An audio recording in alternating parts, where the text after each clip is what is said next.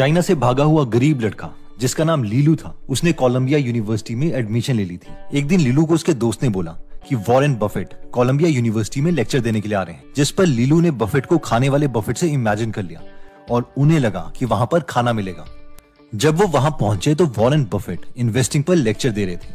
अब क्योंकि उस वक्त लीलू के पास कोई पैसे नहीं थे और वो पैसे बनाने का हर मेथड सीखना चाहते थे, इसलिए उन्होंने वो लेक्चर अटेंड कर लिया, जिससे उनकी सोच पूरे तरीके से बदल गई। अगले 5 साल तक लीलू ने वॉरेन बफेट के तरीके से इन्वेस्टिंग की। जब उन्होंने 4 साल के बाद अपना कॉलेज कंप्लीट किया तो उनके पास $1 मिलियन यानी 7 करोड़ रुपए के आसपास थे। उन्होंने आज तक कोई जॉब नहीं की है और अब वो खुद एक फंड मैनेज करते हैं जिसका नाम है हिमालय कैपिटल मैनेजमेंट। लीलू इन्वेस्टमेंट में इतने अच्छे हो गए कि वॉरेन बफेट के पार्टनर चार्ली मंगर ने लीलू को चाइना का वॉरेन बफेट तक कह दिया। The answer is Lilu is not the normal. He's the Chinese Warren Buffett. He's very talented. अब आप सोच रहे होंगे कि यार ये कैसे हो गया, एक गरीब चीनी लड़के को चार्ली मंगर ने वॉरेन बफेट कैसे कह दिया। तो ये इसलिए हो पाया क्योंकि लीलू ने टिम्बरलैंड जैसी कंपनीज के शेयर्स खरीद लिए थे जो बहुत ही सस्ते में मिल रही थी और जो कुछ सालों में 100 गुना तक हो गई। ऑब्वियसली अब आप सोच रहे होंगे कि ऐसी कंपनीज कैसे ढूंढें, तो लकीली लीलू ने कोलंबिया यूनिवर्सिटी में अपनी इन्वेस्टमेंट की एग्जैक्ट टेक्निक्स बताई जो आज हम हिंदी में बहुत सिंपल भाषा में समझेंगे।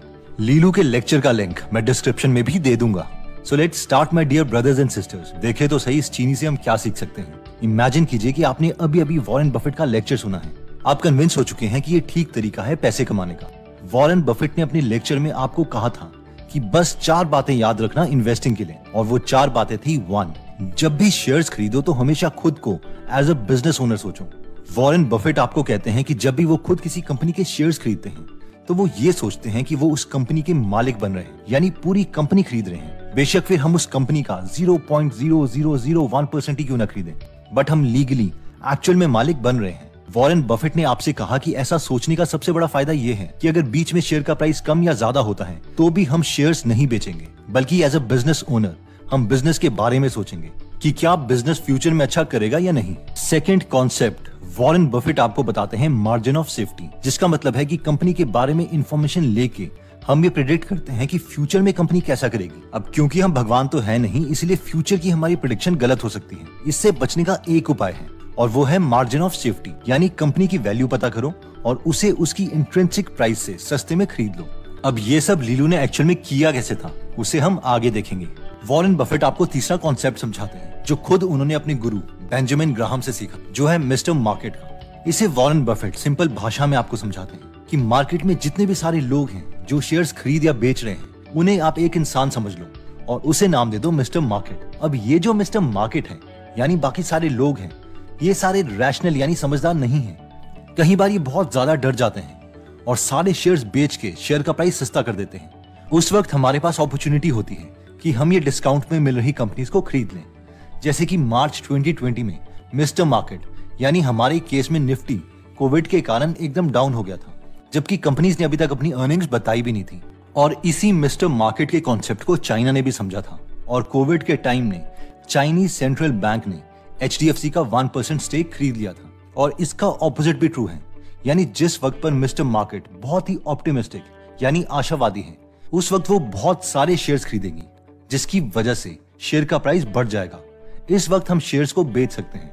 अब फोर्थ मोस्ट इंपॉर्टेंट कॉन्सेप्ट आपको जो वॉरेन बफेट बताते हैं वो है सर्कल ऑफ कॉम्पिटेंस, यानी जैसे इंडिया में NSE के करीबन 75-100 कंपनीज लिस्टेड है, यानी इन कंपनीज के शेयर्स हम खरीद सकते हैं। अब खरीद सकते हैं इसका मतलब ये नहीं कि हमें एक्चुअल में खरीदने हैं। वॉरेन बफेट आपको कहते हैं कि सिर्फ वही कंपनीज में इन्वेस्ट करना जिनका बिजनेस आपको अच्छे तरीके से समझ आए। इन 75-100 कंपनीज में हमें पूरी जिंदगी सिर्फ 7 से 8 कंपनीज ऐसी ढूंढनी है जिन्हें हम अच्छे से समझते हों, जो फ्यूचर में अच्छा कर सके और जो सस्ते में मिल रही हो।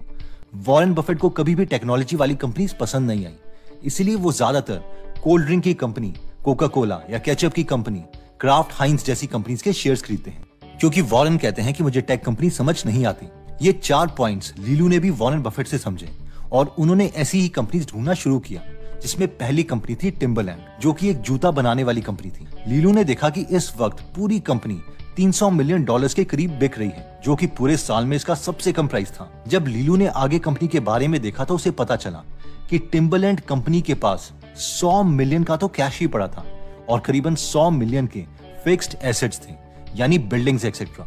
उस साल टिम्बरलैंड ने 800 मिलियन के करीब की टोटल सेल्स की थी, जिसमें से 100 मिलियन उसका प्री टैक्स प्रॉफिट था। लीलू बोलते हैं कि अगर आप 300 मिलियन में पूरी कंपनी खरीद लेते हो तो उसमें आपको 100 मिलियन कैश मिल रहा होगा और 100 मिलियन की बिल्डिंग्स मिल रही होगी, जिसकी एक्चुअल वैल्यू तो और ज्यादा होगी, और साथ में कंपनी प्रॉफिटेबल भी है।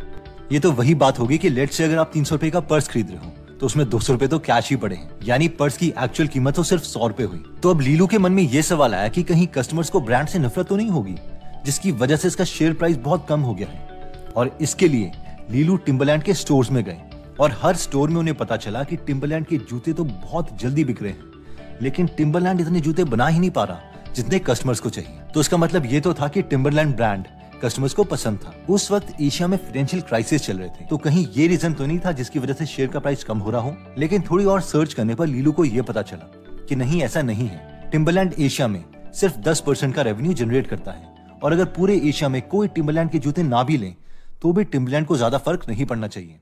तो अब सवाल ये था कि टिम्बरलैंड का प्राइस कम क्यों हुआ है? ऐसी क्या चीज है जो लीलू को नहीं पता लेकिन बाकी इन्वेस्टर्स को पता है, जिसकी वजह से इसका शेयर प्राइस कम हो रहा है? लीलू को पता चला कि शेयर होल्डर्स ने टिम्बरलैंड के ऊपर बहुत सारे केसेस किए हुए थे, और इन्हीं केसेस की वजह से बाकी लोग अपने शेयर्स बेच रहे थे और शेयर का प्राइस कम हो रहा था। लीलू ने वो सारे केस एक एक करके पढ़े। जब वो केसेस लीलू ने पढ़े तो उसे पता चला कि एक्चुअली ये एक फैमिली ओन्ड बिजनेस था, जिसमें एक ही फैमिली के पास 40% शेयर थे, लेकिन 98% वोटिंग राइट्स थे। 98% वोटिंग राइट्स का मतलब है कि बिजनेस कैसे चलाना है उसमें हर मैनेजमेंट डिसीजन इन्हीं का होगा, बेशक शेयर्स इनके पास 40% ही हो, जिसकी वजह से टिम्बरलैंड की मैनेजमेंट अपने फ्यूचर के अर्निंग प्लान्स शेयर होल्डर को एनुअल रिपोर्ट्स में नहीं बता रही थी, और इसी कारण शेयर होल्डर्स ने उन पर केस किया था। लीलू को पता चल गया था कि कंपनी के फंडामेंटल्स ठीक हैं। लीलू बस अब ये जानना चाहते थे कि ये जो मैनेजमेंट है, यानी फैमिली जो टिम्बरलैंड को चला रही है, ये ऑनेस्ट है या नहीं, कोई फ्रॉड तो नहीं। तो जब लीलू ने सर्च किया तो उन्हें पता चला कि जो इस फैमिली का एक मेंबर है वो एक एनजीओ में भी काम करता है, जिसमें लीलू का एक फ्रेंड भी था।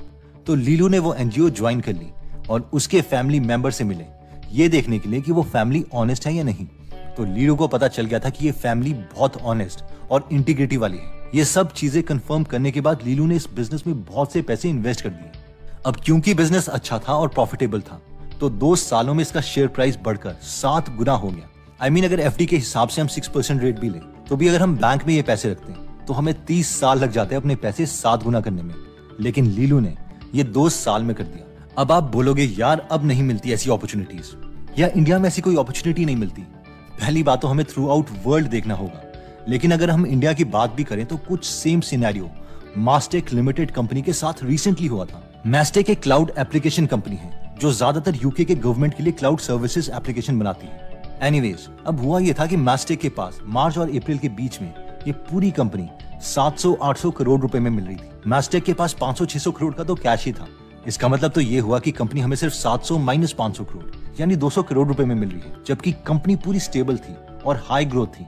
तो ऑब्वियसली इंटेलिजेंट इन्वेस्टर्स ने ये अपॉर्चुनिटी पहचान ली और ग्रैब कर ली। और अगर हम इसका शेयर प्राइस देखें तो 27 मार्च 2020 को ये 172 रुपए का था और अभी 3012 रुपए का है, यानी 17.5 गुना हो चुका है। लीलू का तो सिर्फ 7 गुना था। तो आप में से क्यूरियस लोग जो सोच रहे होंगे कि क्या मैंने इस अपॉर्चुनिटी को ग्रैब किया, तो नहीं, मैं तो आप लोगों के लिए वीडियोस ही बनाता रह गया। जोक्स अपार्ट, मुझे भी लेट ही पता चला।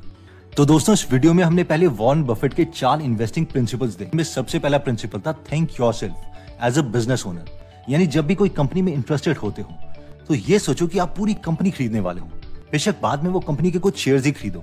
इससे होता यह है कि अगर शेयर का प्राइस कम या ज्यादा होता है तो उससे हम ज्यादा अफेक्ट नहीं होते। नेक्स्ट प्रिंसिपल था मार्जिन ऑफ सेफ्टी, यानी कंपनी की इंट्रिंसिक वैल्यू निकालो और उसे तब खरीदो जब उसका शेयर प्राइस कम हो जाए। जैसे कि लीलू ने देखा था कि 300 मिलियन कंपनी में 200 मिलियन का कैश और फिक्स्ड एसेट ही है, तो इसका मतलब है कि कंपनी सिर्फ 100 मिलियन में ही मिल रही है, और वो भी प्रॉफिटेबल कंपनी जिसका साल का प्रॉफिट ही 100 मिलियन के आसपास था। नेक्स्ट प्रिंसिपल था मिस्टर मार्केट, यानी लोग शेयर के प्राइस अपनी इमोशन से कम और ज्यादा करते रहते हैं। तो इन प्राइस फ्लक्चुएशन से हमें इमोशनल नहीं होना है, बल्कि हमें तो इसे अपॉर्चुनिटी मानना है कि लोग पैनिक करें जिससे शेयर प्राइस कम हो और उस वक्त हम अच्छी कंपनियां डिस्काउंट में खरीद लें। नेक्स्ट प्रिंसिपल था सर्कल ऑफ कॉम्पिटेंस, यानी हर बिजनेस हमें समझ नहीं आएगा, ना ही वॉरेन बफेट को आता है, लेकिन जितनी भी लिस्टेड कंपनीज हैं पूरी दुनिया में, उनमें हमें उन्हीं के शेयर्स खरीदने हैं जिन बिजनेसेस को हम 100% समझते हैं।